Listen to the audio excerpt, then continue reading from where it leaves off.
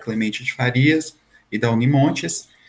Gostaria de agradecer, né, primeiramente, pelo convite, pela oportunidade de estar aqui no segundo encontro de projetos de extensão da Unimontes.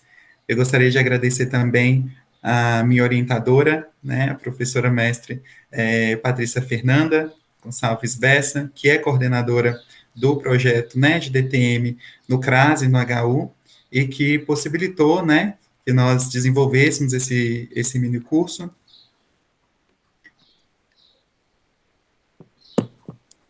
Melhorou, Patrícia? Está ouvindo? Vocês conseguem me ouvir bem? Eu estou ouvindo, agora me parece que está um pouco baixo. É o que está acontecendo para eles? Para mim tá tudo bem aqui. Então tá. Tá ótimo, então. Tá certinho? Aqui. Tá bom, isso é que é importante. Né? Produzir esse mini curso aí como produto, né, da nossa consultoria especializada dentro do programa de residência. Bom, nós vamos falar hoje sobre um tema muito atual, né, e muito importante, que acomete, né, os nossos pacientes, que é a disfunção temporomandibular. Nós vamos associá-la aqui com os distúrbios de ansiedade e com a pandemia Covid-19, né, tendo em vista que nós tivemos aí um aumento, né, uma prevalência, uma incidência maior desses pacientes com DTM, né, no período pandêmico. Nós sabemos que a articulação temporomandibular, ela vai interligar aí tecidos independentes, ela vai manter a eficiência de movimento, dar estabilidade para a mandíbula, ela é responsável por movimentos mastigatórios e pelas atividades funcionais, né, mais básicas do nosso paciente, como falar, mastigar, então ela desempenha um papel muito importante. Então, qualquer distúrbio, qualquer perturbação que vá acometer essa articulação temporomandibular, que vai acometer as estruturas anexas ali, vai gerar uma disfunção temporomandibular. Então, a disfunção temporomandibular, ou a DTM, né, ela pode ser entendida, né, e caracterizada como sinais e sintomas na articulação, a ATM, na musculatura mastigatória e nas estruturas adjacentes. Os problemas que vão envolver essa ATM, né, e suas estruturas associadas, eles são considerados aí os principais causadores de dores, né, orofaciais do nosso paciente, que é uma das suas principais queixas, que geram sofrimento, né, e quando essas disfunções, né, da ATM, ela está associada a transtornos, né, nos músculos, da mastigação, na articulação, nós temos as disfunções temporomandibulares, propriamente ditas. A DTM, ela vai ter origem multifatorial, né? Então, antes da gente iniciar qualquer tipo de tratamento, nós temos que passar por um diagnóstico, né? E entender essa multifatoriedade que vai causar essa DTM. Né? A tentativa, às vezes, de isolar, né, uma causa nítida, uma causa universal, uma causa única para a disfunção temporomandibular, vai gerar um insucesso tanto no diagnóstico quanto no tratamento. Né? Dentro desses fatores que vão compor as causas da DTM, nós temos o fator local. Esse fator local ele pode ser direto ou indireto. Direto pode ser um soco, né, direto aí na face do paciente. Estava lá numa briga, levou um soco, é um fator local direto. Pode ser um acidente automobilístico, né, que vai traumatizar essa região de articulação temporomandibular. Nós temos os hábitos parafuncionais, né? Esses hábitos parafuncionais, eles vão ser desencadeados por uma atividade muscular exacerbada, uma atividade muscular chamada de irrelevante, né? E a forma que esse músculo vai encontrar de dissipar essa atividade é através desses hábitos parafuncionais ou hábitos deletérios. Os hábitos parafuncionais mais conhecidos, né, do nosso paciente com DTM, é o hábito de roer as unhas, né, mordiscar a tampa de caneta, morder lápis, mordiscar a bochecha, morder o lábio, manter os dentes ali encostados, né, o tempo todo, com apertamento. Nós temos a anormalidade do disco, que vai ser causado aí por um mau desenvolvimento, né, do disco articular, e os fatores biopsicossociais, onde nós temos os principais representantes, a ansiedade e a depressão. Entrando aqui nos sinais e sintomas, os mais frequentes, né, que são relatados pelos pacientes com disfunção temporomandibular, são as dores na face, articulação e nos músculos mastigatórios. Nós temos as cefaleias, né, as dores na região pré-auricular e cervical. A dor de cabeça, né, nesse caso, nesse paciente, ela pode ser resultado aí dessa DTM. Só que a gente tem que lembrar que a DTM e a cefaleia, elas são colocadas como distintas, né? São dores distintas, mas que podem estar associadas, né? Atuando de forma recíproca e também como fator agravante ou perpetuante da patologia, né? As otalgias, né? Que é uma queixa também do paciente, no que se refere a esse sintoma, os mais citados pela literatura são os de zumbido no ouvido, né? Plenitude auricular, que é aquela sensação de ouvido cheio, aquela sensação de abafamento, né, no ouvido, perda de audição e vertigem. Normalmente, esses sintomas de otalgia, eles podem ser causados pelo mau posicionamento condilar no paciente e injúrias também ao nervo auriculotemporal, né? Esse nervo é um nervo sensitivo, que é originário ali do ramo mandibular, né, do trigêmeo, que participa aí da inervação na ATM. Então, quando nós temos essa injúria nesse nervo, pode gerar aí essa otalgia. O cansaço muscular também vai estar presente, né? Esse cansaço muscular, o paciente ele já chega relatando para a gente que ao comer, ao mastigar, né, alimentos mais duros, mais rígidos, mais difíceis, que sente também esse cansaço nessa musculatura da mastigação. Desvio na trajetória da mandíbula durante o movimento, tanto de abertura quanto de fechamento, e a limitação na abertura de boca, né? O paciente não consegue ter essa abertura máxima, né? Ela encontra-se limitada.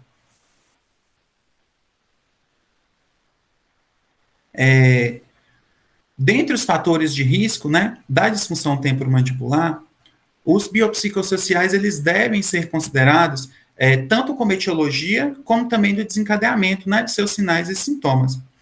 E dentro desses fatores biopsicossociais, nós temos a ansiedade, que a ansiedade ela vai ser percebida como uma emoção caracterizada por um alerta tenso e fisicamente exaustivo, focalizado em um perigo iminente e inevitável. Logo a gente percebe que as alterações, né, físicas e o bem-estar emocional do paciente com DTM, elas estão intimamente relacionados, né? E esses fatores, eles podem provocar tanto a hiperatividade muscular, mastigatória, e também causar a dor miofacial. Mas como que essa ansiedade, ela vai afetar, né, a articulação temporomandibular? Fisiologicamente falando, como que vai a ansiedade desencadear, né, numa DTM? Aqui nós temos um eixo ilustrado, né? Esse eixo é o hipotálamo, hipófise adrenal. Nesse eixo, o que acontece? Suponhamos que um paciente ele sofre, né, um estímulo ambiental, um estímulo externo, e esse estímulo ele pode ser dito como um medo, um trauma, gatilho, dor, ou mesmo a própria ansiedade. Esse estímulo ele vai ativar esse eixo hipotálamo, hipófise adrenal, né? Então, o estímulo, ele vai chegar aqui no hipotálamo, vai iniciar a produção de um hormônio que é chamado de CRH, o hormônio liberador de corticotrofina. Esse hormônio CRH, ele vai agir, né, na hipófise, que vai induzir a produção de outro hormônio, que é o ACTH. Esse ACTH é o hormônio adrenocorticotrófico. Como o nome já diz, né, adreno, ele vai agir na glândula supraadrenal, né, aqui nos rins. Agindo nessa glândula supraadrenal, vai gerar, né, um aumento da circulação, um aumento de concentração e produção de cortisol, né? O cortisol é conhecido aí como hormônio do estresse. Esse cortisol, em grandes quantidades, no nosso organismo, ele vai aumentar, né, a sensibilidade dolorosa do paciente. Então, um paciente que já sofre de dor miofacial, né, pela DTM, passa por um estresse, passa por uma ansiedade, e tem um aumento desse cortisol na corrente sanguínea, ele vai sentir, né, com mais intensidade esse sintoma doloroso, né? Então, agravando o quadro de disfunção temporomandibular. Nós temos outras formas, né, que a ansiedade, ela vai ocasionar, né, ela vai ocasionar essa DTM. Duas delas vai ser intimamente relacionado com a musculatura, né? Novamente, o paciente vai sofrer um estímulo ambiental, né? Vai ativar aquele eixo lá, hipotálamo, hipófise adrenal, né? Então, esse estresse emocional vai excitar aquele eixo lá que eu mencionei. E aí, agora, ao invés de produzir somente cortisol, ele vai ativar um sistema que é chamado de eferente gama. Esse sistema eferente gama é o nosso sistema motor, né? O nosso sistema motor involuntário. Com essa atividade motor aumentada, vai haver a contração, né, das fibras musculares e um consequente aumento de tonicidade muscular, o que vai torná-las mais sensíveis a qualquer estímulo. Então, o paciente ele vai ficar como se estivesse num estado de alerta. Essa condição desse músculo estar excitado, desse músculo estar aí em alerta o tempo todo, leva a um aumento da pressão interarticular da articulação temporomandibular, né? Desencadeando aí, auxiliando no desencadeamento da DTM. Uma segunda forma que pode acontecer é que esse estresse, ativando aí o nosso eixo lá, desencadeando na hiperatividade muscular através do sistema eferente gama. Essa atividade muscular é chamada como atividade muscular irrelevante e vai assumir o papel dos hábitos nervosos, como eu mencionei lá nas causas, nos fatores da DTM, né?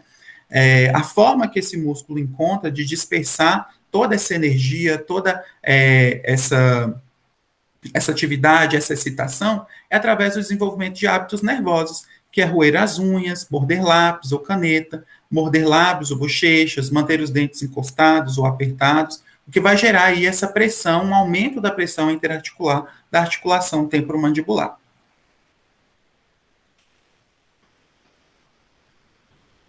Para que a gente consiga, né, fazer um diagnóstico dos casos individuais, a anamnese, ela sempre vai ser um dos passos mais importantes na formulação da nossa impressão diagnóstica inicial. Na literatura, a gente pode verificar a existência de diferentes instrumentos para avaliação de DTM e organizados também de diversas formas. Pode se apresentar em forma de questionário, em forma de índices anamnéticos e clínicos, também em forma de critérios diagnósticos, né? Então, para auxiliar o nosso diagnóstico, a gente pode lançar a mão dessas ferramentas durante a nossa anamnese. E tem duas aqui que eu gostaria de destacar, né? Que é o índice anamnético de Fonseca e o inventário de ansiedade traço-estado, conhecido como IDAT ou como IDATE. Esses dois são muito relatados na literatura e configuram aí dá uma confiança durante a nossa anamnese de aplicar para poder identificar se esse paciente ele tem uma DTM e se essa DTM está associada com a ansiedade, né? O índice de Fonseca, ele é composto por 10 perguntas e ele vai informar para a gente a presença de sintomas mais comuns da DTM, possibilitando também um diagnóstico imediato, né, com base na pontuação previamente estabelecida pelo próprio questionário. Aí esse questionário, essas 10 questões, são as seguintes. Nós vamos perguntar, né, para o nosso paciente: você sente dificuldade para abrir a boca? Sente dificuldade para movimentar sua mandíbula para os lados? Tem cansaço, dor muscular quando mastiga? Sente dor de cabeça com frequência? Sente dores na nuca ou torcicolos? Tem dor de ouvido ou próximo a ele, articulação temporomandibular? Já notou se tem ruídos na ATM quando mastiga ou quando abre a boca? Tem algum hábito como apertar ou ranger os dentes? Sente que seus dentes não se articulam bem? Você se considera uma pessoa tensa? né? Aplicando essas 10 perguntas, são perguntas que normalmente nós fazemos na nossa anamnese, né? Só que aqui, através do índice, ela vem de forma estruturada, ela vem atribuindo uma pontuação para facilitar realmente o nosso diagnóstico. Então, por que não utilizar, né, umas ferramentas que podem auxiliar aí e melhorar as questões da nossa anamnese no nosso paciente com DTM? Como eu mencionei, as respostas possíveis, elas já vêm junto com o questionário, né? Pode ser sim, não ou às vezes. Para cada pergunta daquela, o paciente pode ter essas 3 opções de respostas. E nós vamos atribuir pontos para essas respostas, né? No caso de sim, nós vamos atribuir 10 pontos, não, 0 pontos, e às vezes 5 pontos. E vem a classificação. De 0 a 15 pontos é um paciente sem DTM. Se o paciente pontuar 20 a 45, uma DTM leve, 50 a 65, uma DTM moderada, e 70 a 100, uma DTM severa. Colocando na prática aqui, gente, para poder facilitar um pouquinho mais o entendimento, essas são as mesmas perguntas que eu apresentei do índice anamnético de Fonseca, as 10 perguntas, e aí o paciente ele pode responder sim, não e às vezes. Para cada resposta, sim, 10 pontos, para cada resposta não, 0, e para cada resposta, às vezes, 5 pontos. Um paciente que tem dificuldade para abrir a boca e sente, né, dificuldade para movimentar a mandíbula para os lados, ele vai atribuir 10 pontos, né? Respondeu sim e sim. Tem cansaço ou dor muscular quando mastiga e tem dor de cabeça com frequência. Respondeu às vezes, 5 pontos para cada pergunta. Então, 10 pontos aqui. Então, o paciente já está com 30 pontos. Então, ele já não é mais classificado como sem DTM. Um paciente sente dores, né, na nuca ou torcicolo. Você sente dor ou na nuca ou torcicolo? Não. Tem dor de ouvido ou próximo a ele? Sim. Né? Então, o paciente aqui, mais 10 pontos, já pontuou 40 pontos. Já notou se tem ruídos na ATM? Respondeu que sim, mais 10 pontos. Tem algum hábito como apertar ou ranger os dentes? Mais 10 pontos para esse paciente, então ele já está com 60 pontos aqui de acordo com o índice anamnético. Ele não sente, né, que os dentes se articulam, ele sente que os dentes se articulam bem, então respondeu não aqui, 0 pontos. E se considera uma pessoa tensa, respondeu que às vezes, 5 pontos. Esse paciente ele pontuou 65 através do índice anamnético de Fonseca. Então, logo, ele vai ser classificado, né, aqui entre 50 e 65, como DTM moderada. É assim que a gente utiliza o índice anamnético de Fonseca. Já o inventário de ansiedade traço-estado, ou IDAT, ele é muito difundido, né, principalmente na literatura, e é um dos mais utilizados para avaliar essa ansiedade, porque ele é colocado como de fácil compreensão e de fácil aplicação. Ele vai ser constituído por 40 perguntas, 40 afirmações, né, e essas 40 afirmações são distribuídas em 2 partes. 20 vão falar sobre ansiedade estado e 20 sobre ansiedade traço. O que é isso? A ansiedade estado, ela quer saber como que o paciente está naquele momento da consulta. Então, são perguntas voltadas para saber como está a ansiedade naquele momento. Por exemplo, você está ansioso hoje? Ele vai atribuir uma pontuação de 1 a 4, né? É uma escala de intensidade, na qual ele vai pontuar 4 se ele está muito ansioso hoje, ou 1 se ele está menos ansioso hoje. Eu quero saber como ele está naquele dia.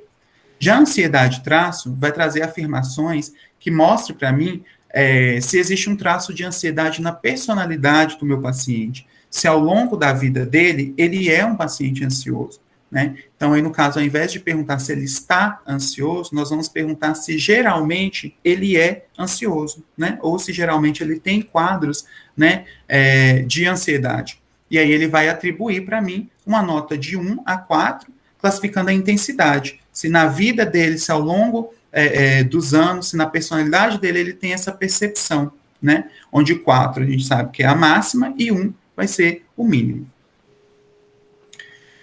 O próprio inventário, assim como no questionário, né, no índice anamnético de Fonseca, ele vai trazer também os parâmetros de pontuação. Nesses parâmetros de pontuação, a ansiedade do nosso paciente vai poder ser classificada como baixa ou branda, variando de 20 a 34 pontos, né? Através daquela escala lá de 1 a 4, nós vamos somar, né, essas respostas das 40 afirmações. E a baixa ou branda, o inventário ele também traz, né, o que significa essa ansiedade baixa ou branda. Fala que quando está nessa classificação, é uma pessoa que tem uma ansiedade fisiológica, é uma ansiedade boa, aquela que vai motivar o paciente a procurar, né, algum objetivo, como ele se movimenta na vida. Já uma ansiedade moderada, pontuada de 35 a 49 pontos, já vai ser aquela em que a pessoa, o paciente, ele está focalizado num determinado problema, ele amplia, né, o seu sofrimento diante de alguma situação, e essa ampliação desse sofrimento não vai interferir nas suas atividades cotidianas. Na ansiedade elevada ou grave, com a pontuação de 50 a 64 pontos, vai ter uma redução aí do campo de visão do paciente. O que é isso? Ele vai estar tão focado em determinada situação, ele vai estar tão focado em determinado problema, que ele está gerando uma ansiedade nele, que ele não vai conseguir executar de maneira adequada as suas atividades do conteúdo. Ele vai se tornar mais impossibilitado, mas ele ainda consegue fazer algumas atividades com muito sofrimento, mas consegue. E por último, nós temos a ansiedade muito elevada, né, com a pontuação de 65 a 80 pontos, que é considerada como ansiedade que o paciente pode estar num período de surto, o paciente pode ter aí a síndrome do pânico, né? Então vai associar-se ao pavor, ao terror, ao medo no paciente, né? Nesses casos, nós vamos entrar em contato sempre com o médico, né, ou com o psicólogo, para que a gente consiga fazer um cuidado melhor para o paciente, porque aqui, né, ansiedade elevada ou grave ou muito elevada, se o paciente não faz acompanhamento, nós temos que procurar, né, uma ajuda aí para esse paciente. Nós falamos aqui da anamnese e a gente não pode deixar de entrar dentro do nosso exame físico, né? O exame físico, ele que consiste na palpação, né, da articulação temporomandibular e da musculatura, ele vai buscar ferir a movimentação ativa, né, do paciente e analisar os ruídos articulares. Quando bem feito esse exame físico e associado com aquela anamnese, é um instrumento importantíssimo e adequado para o diagnóstico da DTM. Mas qual que é a importância dessa palpação? DTM, a gente sabe que é um termo, né, genérico, mas como já discutimos, ele vai envolver as alterações musculares, articulares, estruturas anexas, e é importante destacar que músculo sadio não dói. Então, a forma mais fácil e eficiente de saber se o músculo está envolvido ou alterado, né, na DTM é através da palpação. Nós vamos tentar aí reproduzir a dor do paciente através dessa palpação, uma dor que ele já sente aí há algum tempo. E caso não consigamos reproduzir essa dor durante a palpação, nós temos que investigar outras causas, né, para essas dores, para essas queixas do paciente que não sejam de origem muscular, podendo ser de origem neurológica, talvez uma nevralgia, de origem sistêmica, aí nós vamos partir para outras hipóteses diagnósticas. É importante destacarmos, né, exatamente isso, a importância de reproduzir a queixa do paciente. Dói aqui, dói nessa região, não dói, né? Os músculos que vão estar envolvidos nessa palpação são o masseter, o temporal, o músculo pterigoideu lateral e medial, esses dois destaque que é importante a gente saber que eles fazem parte, que eles podem estar afetados, né, pela DTM, mas que é impossível a gente palpar diretamente essa musculatura, e os músculos cervicais, como o trapézio e o esternocleidomastoide. Nós vamos utilizar o dedo médio, né, e o indicador, e vamos fazer movimentos exploratórios e circulares, né, ao longo da extensão de todos esses músculos aí supracitados. Com exceção do trapézio e do esternocleidomastoide, nós não vamos fazer movimentos circulares, nós vamos fazer movimento de pinça, e aí nós vamos utilizar o dedo polegar, né, para poder auxiliar nessa palpação. Durante a nossa palpação, nós temos também que categorizar a resposta do paciente. como que é isso? Para cada sintoma que o paciente vai sentir enquanto estamos palpando, nós vamos perguntar para ele o tempo todo, né? Nós vamos classificar. Existem 3 classificações, né? Vou falar para vocês aqui da mais antiga para a mais atual. Essa primeira classificação aqui, o paciente que tem ausência de dor ou de desconforto durante a palpação, nós vamos colocar como 0, né? Atribuir 0. Um leve desconforto, grau 1, desconforto ou dor, grau 2, e dor acompanhada de sinal de pulo, movimento de retirar a cabeça ou reflexo palpebral, nós vamos atribuir com grau 3. Aqui, no grau 3, nós vamos ter o que a gente chama de trigger points, né? Que são os pontos gatilhos. Esses trigger points, eles são nós de tensão muscular que nós vamos encontrar no paciente durante a nossa palpação, né? E aí, como o próprio nome diz, ponto gatilho, ele pode ser uma dor local ou pode ser uma dor reflexa. Assim que palpa, que o paciente tem esse reflexo palpebral ou sente essa dor muito elevada, vai doer no local ou responder em outra região que esteja associada àquela cadeia muscular, né? O segundo instrumento é o RDC-TMD, que é o Critério Diagnóstico para Pesquisa em DTM. Ele é um instrumento que vai seguir, né, um modelo biopsicossocial, insere o modelo biopsicossocial e vai avaliar tanto o diagnóstico físico quanto os aspectos psicossociais. Só que, como o próprio nome diz, ele é um instrumento muito direcionado para pesquisa, né? E por isso foi desenvolvido um instrumento mais recente, que foi colocado em 2014, que é o DC-TMD, né, que é o Critério Diagnóstico para Desordens Temporomandibulares. O DCTMD, ele é o mais atual, né, e ele vai ter como diferencial, em relação à RDC, né, a indicação do seu uso, tanto clínico, como também em pesquisa.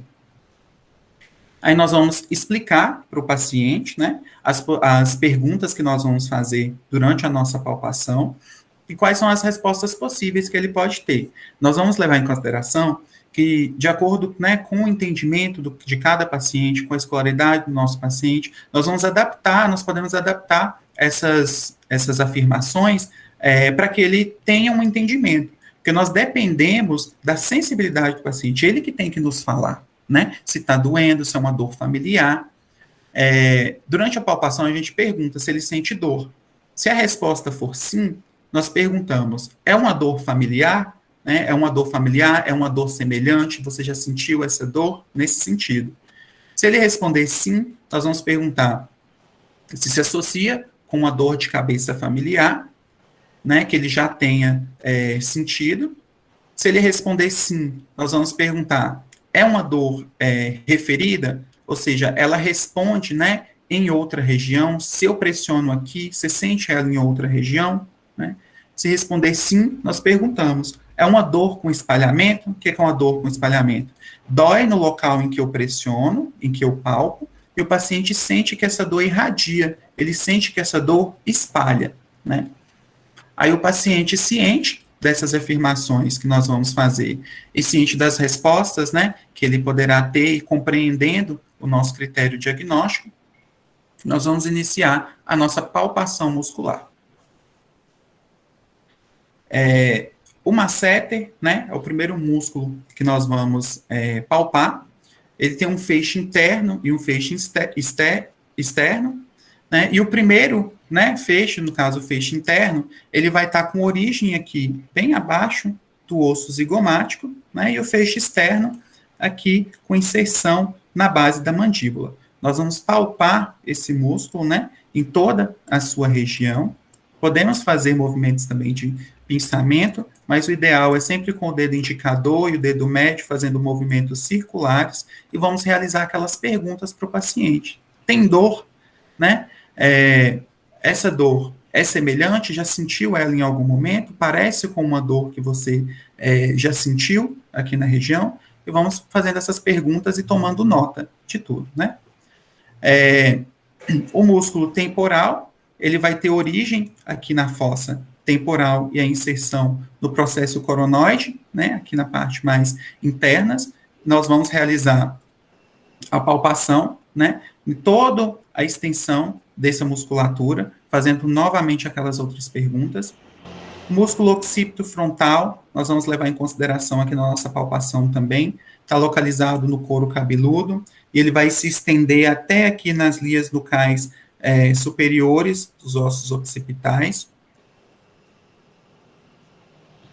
O músculo pterigoideu medial e lateral, como eu falei com vocês, é importante nós sabermos, né, a sua origem, a sua inserção, a sua localização, mas dificilmente vamos conseguir palpá-lo diretamente, mas participa aí do nosso diagnóstico na DTM.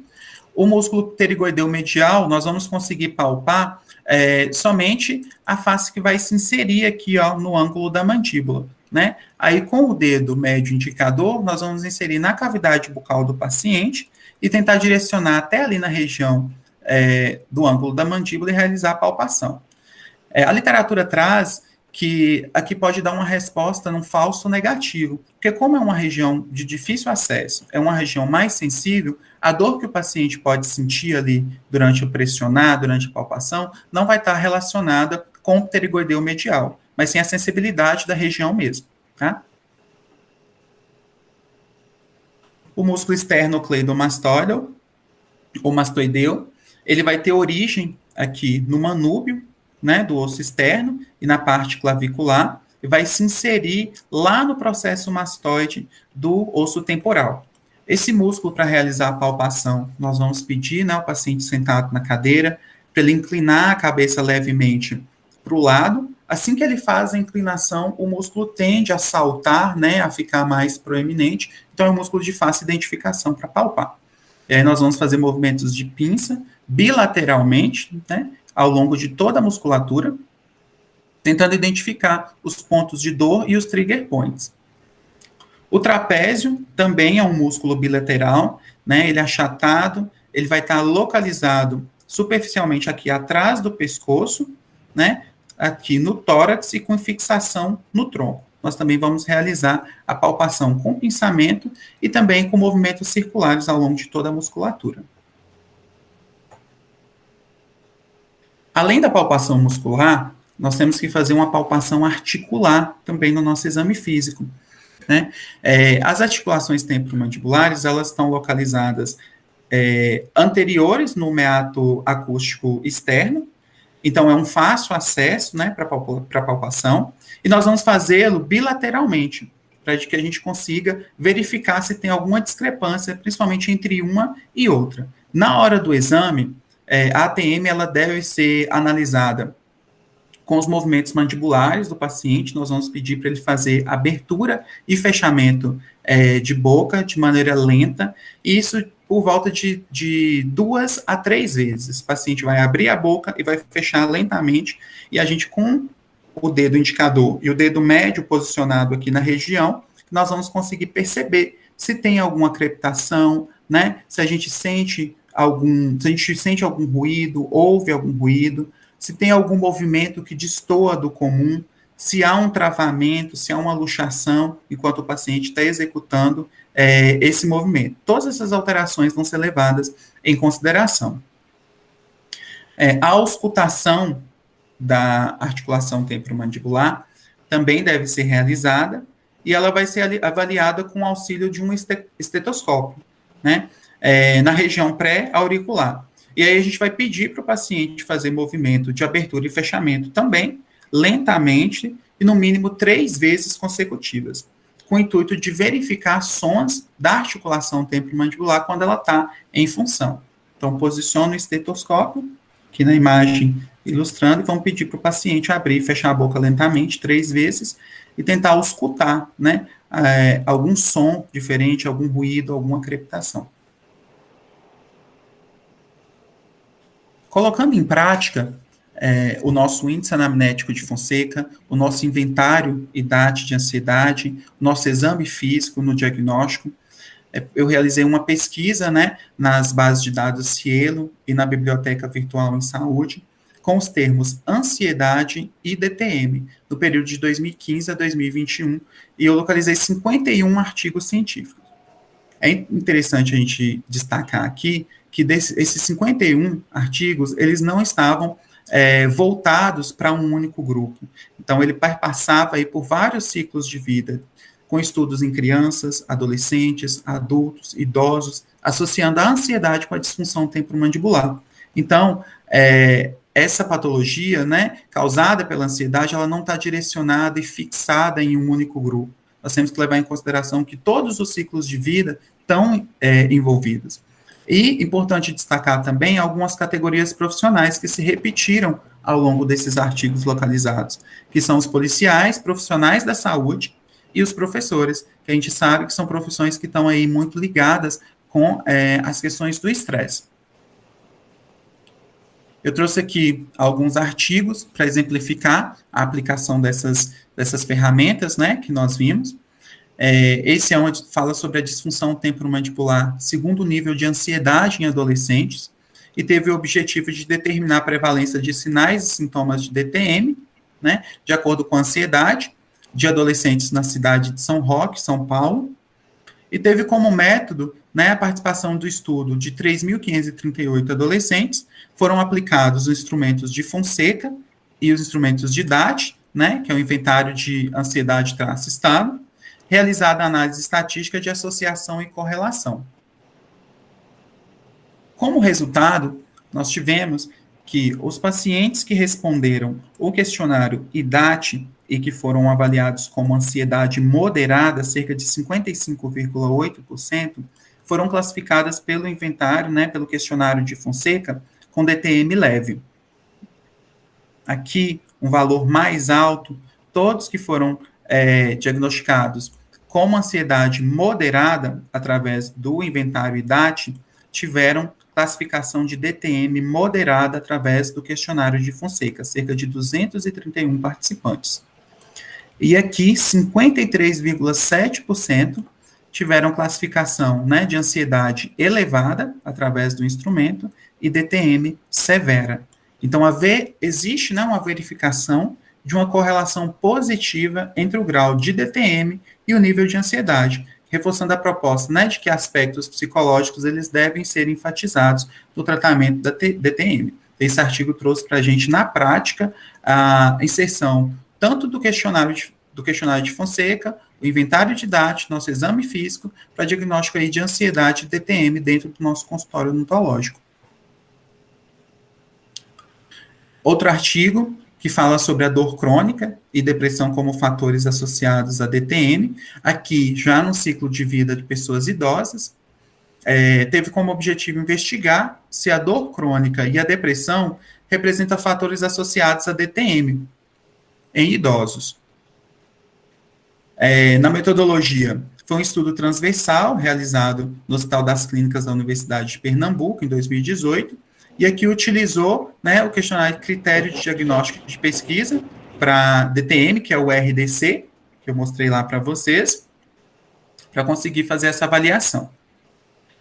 Como resultados, encontrados na presença de DTM em 22% dos idosos, e em relação ao grau de dor crônica, 12% se referiram ter a dor e ter DTM, e 58%, né, mais da metade da amostra, tinham depressão de moderada a severa. Né? Então, a análise estatística demonstrou que a associação entre DTM, depressão e dor crônica, elucidando para a gente a importância aí de enxergar o fator biopsicossocial dentro do nosso diagnóstico.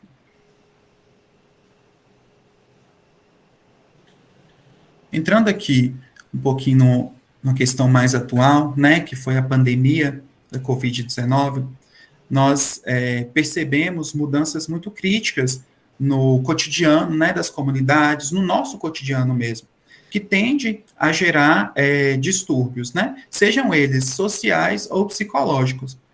A pandemia, ela veio, todo mundo sabe, como um problema de nível mundial e que afetou todo mundo de forma muito rápida, de forma muito abrupta, né? Então, a perspectiva, a necessidade do isolamento social, eles acabaram por provocar, muitas vezes, no nosso paciente, na gente também, né, um sentimento de impotência, de solidão, de angústia, né, individual. E nós observamos até mesmo no nosso território de atuação, que as condições de saúde mental pioraram muito, né? E os comportamentos, né, desses pacientes eles acabaram oscilando de acordo com a evolução da pandemia. Logo, a gente vê que o isolamento social gerou uma mudança em estilos de vida, acabou desencadeando em agravos de saúde mental. Nós temos aí no nosso território uma quantidade imensa de paciente, né, ansioso, com depressão, agora nesse período pandêmico, e aí, como nós vimos, isso pode desencadear, pode afetar aí na disfunção temporomandibular. Então, a pandemia, ela contribuiu para alterações significativas no estado psicoemocional das populações.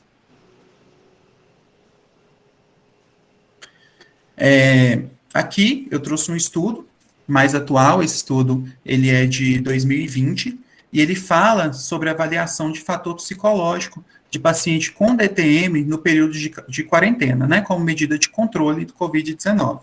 E ele buscou avaliar a influência da pandemia nos níveis de ansiedade, estresse e dor orofacial em indivíduos com e sem DTM. Na metodologia foram colocados 2 grupos, um grupo experimental, que eram os pacientes com disfunção, e um grupo controle, os pacientes sem DTM.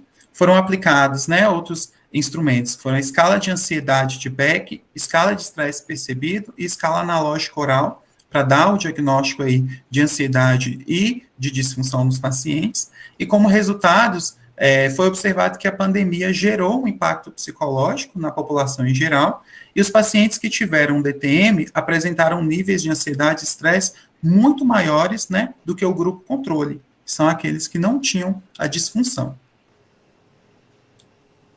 Esse segundo estudo, esse aqui é de 2021, ele buscou, né, avaliar a ansiedade, depressão e sintomas de disfunção temporomandibular em idosos de uma instituição de longa permanência, no período pandêmico, né, no município do Recôncavo Baiano. Na metodologia participaram 38 idosos com idades acima de 60 anos. Foi realizada a coleta de dados, né, com 2 questionários na escala hospitalar de ansiedade e depressão e os critérios de diagnóstico para DTM. Aqui já foi utilizado o DC, né, que eu falei para vocês que é o mais atual, que foi colocado em 2014, e os dados analisados no Excel, visando estimar parâmetros com prevalência de 0,5 e intervalo de confiança 95%. Os idosos, como resultado, né, apresentaram níveis elevados para ansiedade, 55% da nossa amostra, e depressão, 84%. Desses idosos, 42% tiveram sintomas de TTM, onde os mais prevalentes foram dor, ruídos articulares e travamento fechado da mandíbula. Né? Então, aí a gente tem mais uma vez confirmando a associação do fator biopsicossocial com a DTM e ainda como fator agravante a pandemia. Nós vimos, de maneira geral, como a pandemia por Covid-19, ela gerou prejuízos à saúde mental, né? Então, isolamento social, o medo pela doença, a mudança na rotina, que causou uma elevação de níveis de estresse, de ansiedade, de depressão na população. E essas alterações, elas aumentaram a incidência e o agravamento de DTM. Nós tivemos períodos, principalmente, em que os nossos pacientes ficaram mais desassistidos, porque os atendimentos odontológicos estavam voltados a casos de urgências e emergências. E nós sabemos que o cuidado do paciente com DTM, ele deve ser contínuo, né? E aí eu lanço a pergunta, né, para vocês. Eu, como cirurgião dentista residente da Estratégia Saúde da Família, quais recursos terapêuticos, né, nós temos na APS para realizar o manejo da DTM e os distúrbios de ansiedade?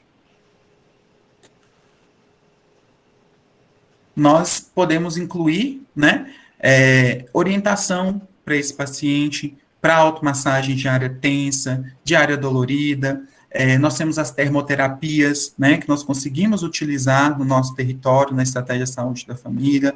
Temos terapias medicamentosas, podemos conversar com esse paciente, ensinar esse paciente técnicas de relaxamento, que a gente sabe que tudo isso vai influenciar positivamente no alívio dos sintomas e trazer mais conforto, né, para o nosso usuário lá no nosso território. Outro ponto importante que eu quis destacar é a oportunidade que nós temos de realizar uma atenção multiprofissional, né? Se nós temos uma patologia que é de origem multifatorial, logo, às vezes, necessita de uma atenção multiprofissional. E essa atenção multiprofissional a gente consegue na atenção primária à saúde através de uma consulta compartilhada, né, com o nosso psicólogo, com a psicologia.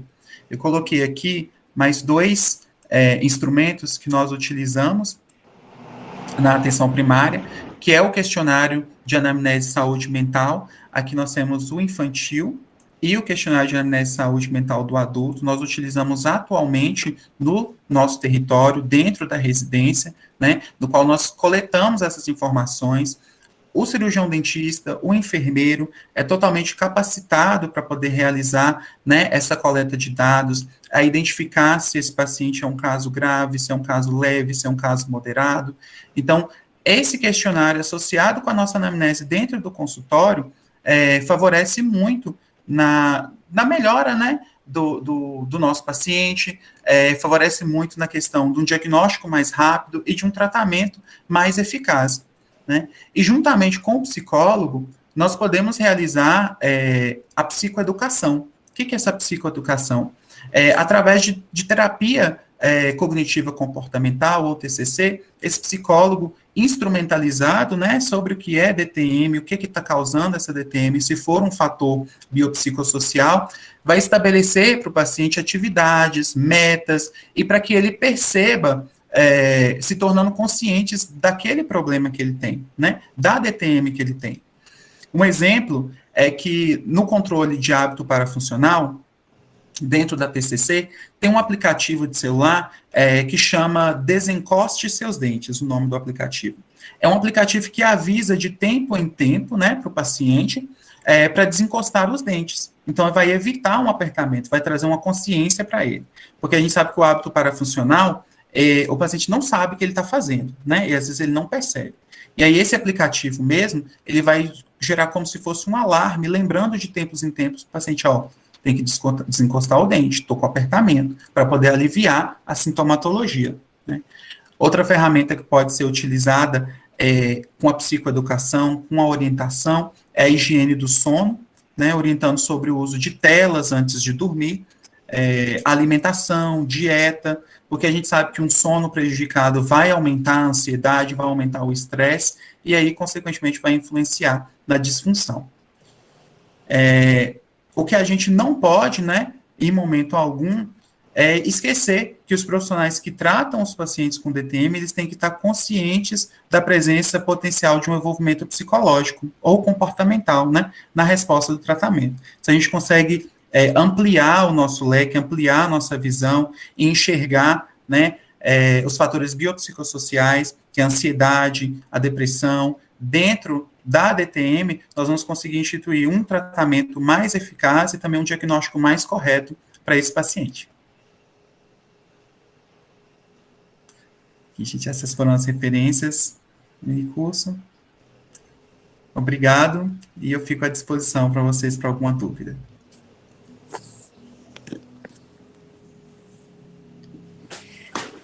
Eu posso.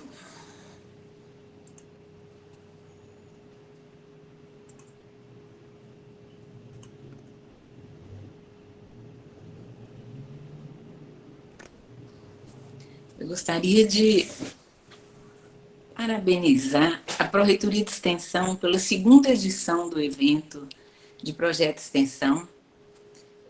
Um espetáculo, a programação, a grade do ano passado, a grade desse ano. Agradecer a oportunidade de mostrar o nosso trabalho do Projeto de Extensão da gente, o DTM, CRAS e HU, e parabenizar, assim, sem palavras, nosso residente Everton. Foi um minicurso brilhante. Você está de parabéns. Um tema super pertinente para o período que a gente está vivendo. Um tema de complexidade e você foi muito claro, muito contextualizado cientificamente. Brilhante o seu curso, Everton. Muito bom, parabéns. E agradecer a oportunidade para a Reitoria de Extensão de poder levar um assunto desse tão atual e tão pertinente no segundo encontro. Obrigada. Eu que agradeço, fico muito feliz pelo convite, pelas considerações, professora Patrícia, e também pelas suas orientações. Agradeço ao segundo encontro por proporcionar esse momento, né, para a gente poder ampliar mais essa visão sobre a DTM, colocar aqui, levar para as outras pessoas o nosso trabalho, o que a gente faz, como funciona. Fico muito feliz, agradeço a todo mundo, principalmente também pela participação, tá?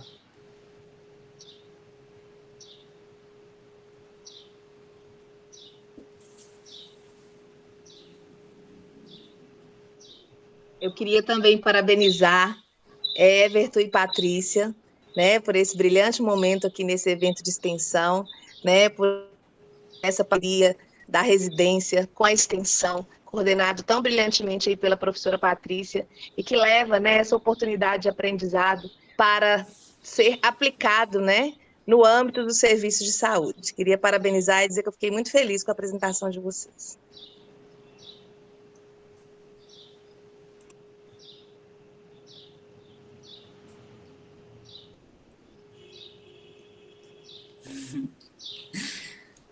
Ótimo.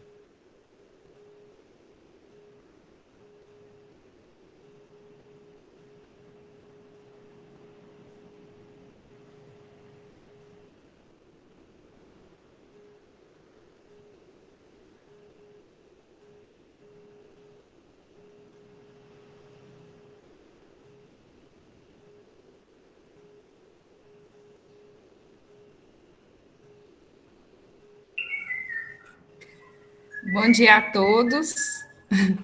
Sou Daiane, a pró-reitora adjunta de extensão. Também gostaria de estar dando uma passadinha rápida em todos os minicursos, né? Para tentar acompanhar o andamento de todas as atividades. Eu gostaria de parabenizar a Everton pela forma tão clara, né? Que expôs um assunto tão importante. E olha que interessante. Eu sou uma pessoa meio doida, que faço tudo ao mesmo tempo, né? Aline, nos conhecemos. Faz doutorado, filho, casa, marido, pró-reitoria, orientação. Então, assim, é tanta coisa que a gente não dá nem tempo de pensar, né, em todas as questões que nos rodeiam. E hoje eu descobri que eu tenho disfunção temporomandibular e que é algo com um assunto com o qual talvez não, né? Eu preciso trabalhar. Só que é tanta loucura que a gente não para pensar. Então, muito obrigada, Everton, pela forma tão clara com que você expôs o assunto. Acho que esse encontro é essa oportunidade, né? Tem um menino aqui gritando, vocês estão ouvindo? Só um instante. É um assunto tão importante, né? Traz tantos assuntos importantes que nos rodeiam nesse momento de pandemia. Então, é isso, parabéns, meu grande abraço para vocês.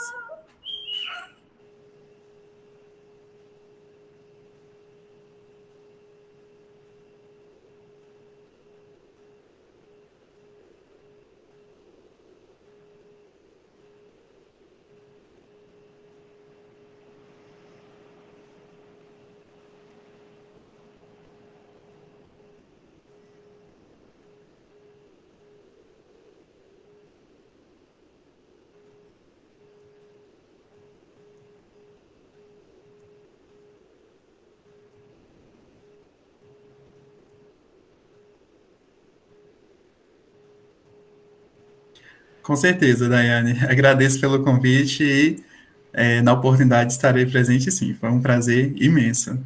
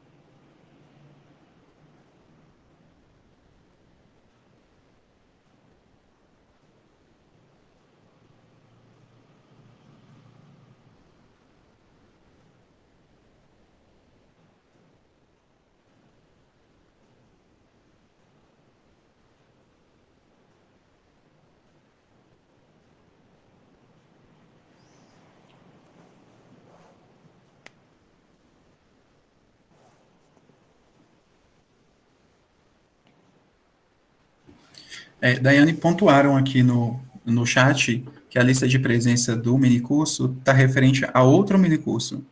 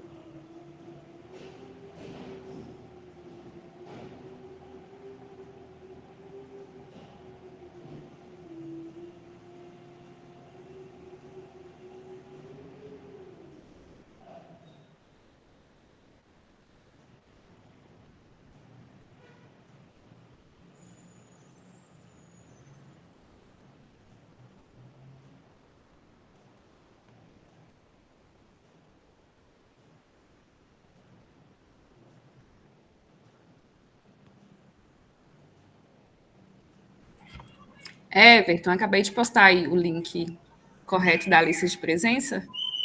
Ok? Aí, Ok, acessem esse, por favor. tudo bem. Obrigado, Tayane.